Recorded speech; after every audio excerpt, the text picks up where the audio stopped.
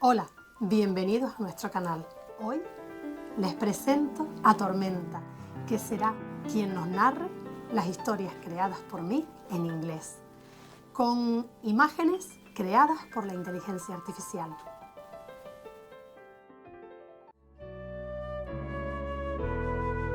Que comience la magia.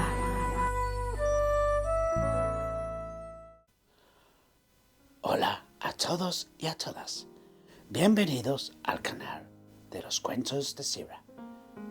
Yo soy Tormenta y hoy os traigo una pequeña sorpresa. Os voy a contar el cuento de María la hormiga, pero en inglés, para así poder aprender todos juntos. Eso os incluye también a vosotros, los papás y los mamás. Así que, let's begin. Maria the ant. Maria the ant was one of the most enthusiastic ants in the blue tear colony. For her, life was something that went far beyond the mountains.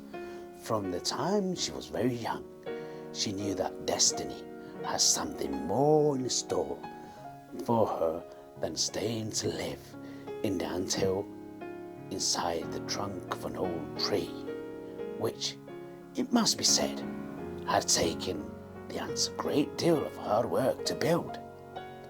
In the anthill of Maria's colony, there were quite long tunnels that ran beneath the tree trunk.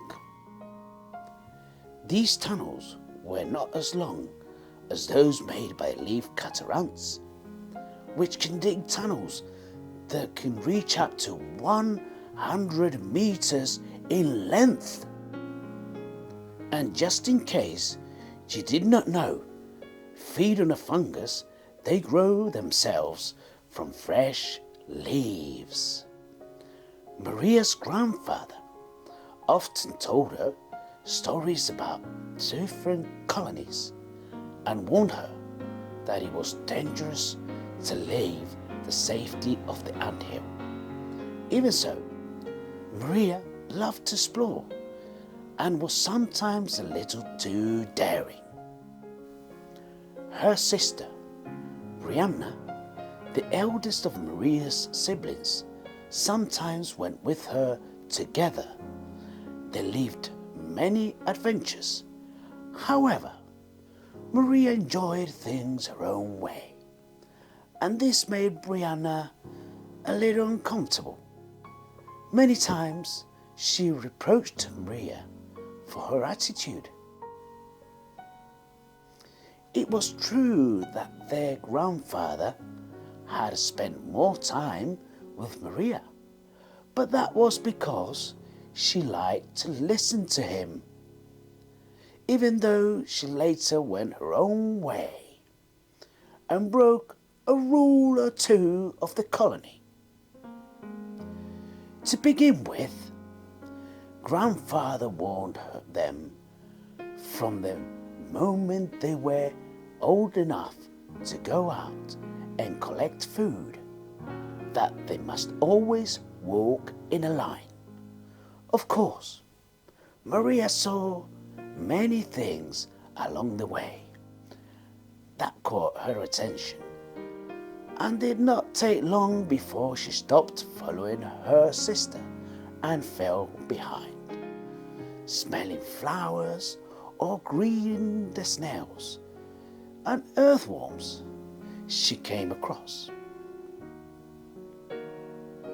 Her grandfather had forbidden her from chatting with the snail, but Maria was delighted to talk with him. His name was Antonitas, and on some afternoons Maria stopped by to see him, as she also enjoyed listening to stories about the snail family. As soon as Grandfather realized that Maria was no longer in line, he shouted at her and went with his little walking stick, the one that Maria had given him during one of their walks through the forest. "Maria, I don't want you wandering about and distracting and stopping to chat," said Grandfather angrily. "I've told you 1,000 times. I'm not distracted. I just stopped to observe. And what could be better than doing so in good company?" Maria replied.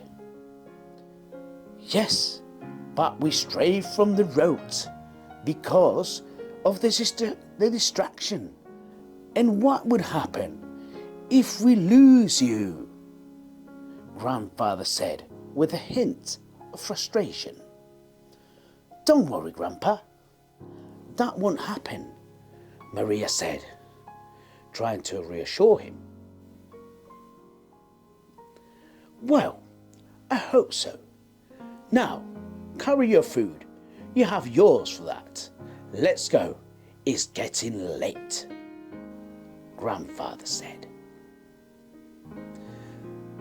The other ants did not look kindly on Maria's behavior and kept her somewhat excluded from the group. This did not affect her, and she was very happy and paid little attention to the others. All that truly mattered to her was her dream of going beyond the mountains.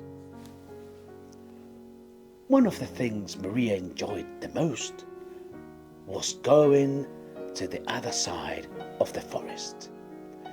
Discreetly, she crossed several anthills that were connected underground, and she emerged above ground and found herself much closer to the river, where she spent time chatting with the dragonfly. One afternoon, quite unexpectedly, and just as she was most absorbed in playing by the river with her friends, the snail and the dragonfly, a very heavy rain swept her downstream. It was thanks to a leaf from a tree which she managed to climb onto, and she was able to reach dry land. Her grandfather and his sister, who had gone out searching for her, noticed that something was moving among some rocks. Fortunately, Grandfather, being the wisest ant in the anthill, had set out to find her when she realized she was nowhere to be found. Maria was soaked. When she regained a little strength, her grandfather once again explained that she did not need to look for anything outside, because everything she needed, including her family, was in the blue tear colony. And so Maria said goodbye to her friends and returned to the anthill, feeling a little sad. The following day, her mother spoke with her and asked her to pay attention to the other ants who wished to be her friends. They were smaller ants who lived in another anthill, but that did not matter to Maria. All she wanted was to share moments and listen to stories. And so, this little story of Maria the ant comes to an end.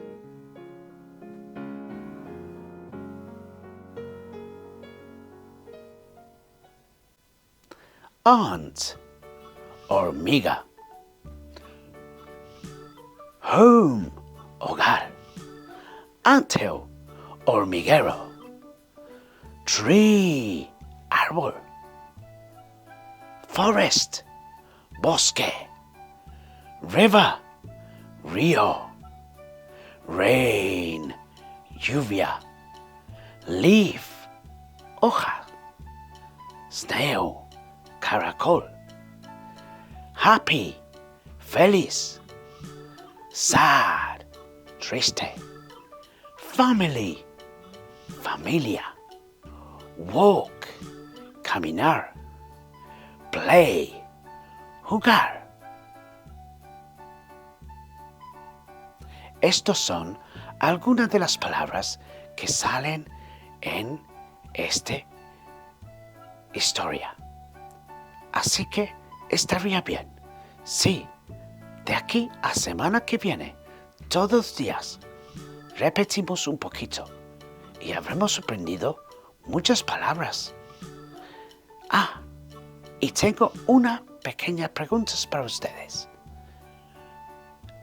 Ahora, practicaremos listening, escuchar. Entonces, who is the main character of the story? Where does Maria live? Who is Maria's sister? Who goes out to look for Maria? How does Maria feel at the end of the story? Yo pondré todas respuestas a estas preguntas en vídeo para que puedan ustedes practicar. Nos vemos semana que viene. Adiós. Bye. Si te ha gustado, déjanos un like, déjanos un comentario de qué te ha parecido y suscríbete al canal. Nos vemos en la próxima. ¡Hasta pronto!